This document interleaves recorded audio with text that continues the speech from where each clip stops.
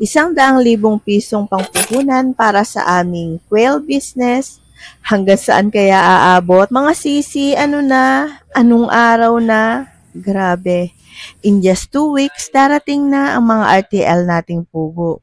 Kaya kailangan na nating maghanda ng kulungan, gamit, at syempre, budget.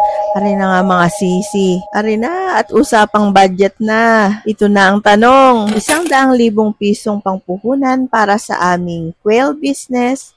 Hanggang saan kaya aabot? Tara at samahan nyo kami sa next chapter ng aming quail egg business journey. Bago pa dumating ang mga pugo, nagtanong-tanong na kami, lalo na sa mga kakilala naming may experience na sa pagpupugo. May nakausap nga kami na dating may puguan, pero ngayon tumigil na sila sa kanilang quail business. Abay, syempre napaisip naman ako, kung maganda ang kita, bakit tumigil sila? Ang sagot, hindi daw kita ang problema kundi oras.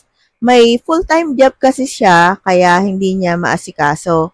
At ang nakakatuwa, tinanong niya ako kung kailangan ko raw ng kulungan.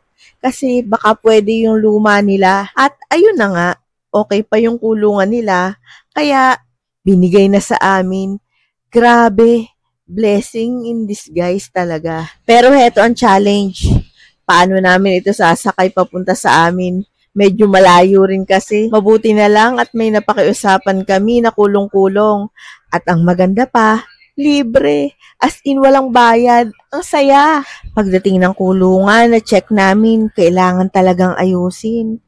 Kalawangin na ang bakal, punit na ang screen, madami nang kailangan palitan. So, sinimulan ng tanggalin ni Jong ang luma. May mga bahagi na kailangang putulin para madala mula sa car wash papunta sa kulungan area. Aba, ay mahirap-hirap din, pero kailangan gawin. Umabot din ng 3 araw sa pagre-repair ng kulungan at paglalagay ng screen. So, sa 3 araw na yon ay kumuha kami na magwe-welding para sa repair ng aming kulungan. Kumuha na rin kami ng extra help para sa pag-i-install ng mga screen.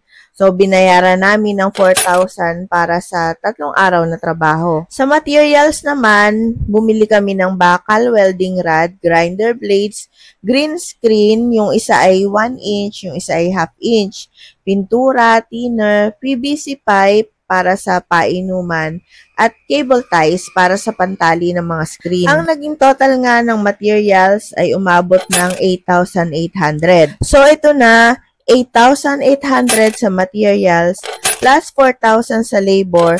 Ang total niya ay umabot ng 12,800 lahat-lahat. Mula sa 100,000 na puhunan, may natira pa kaming 87,200.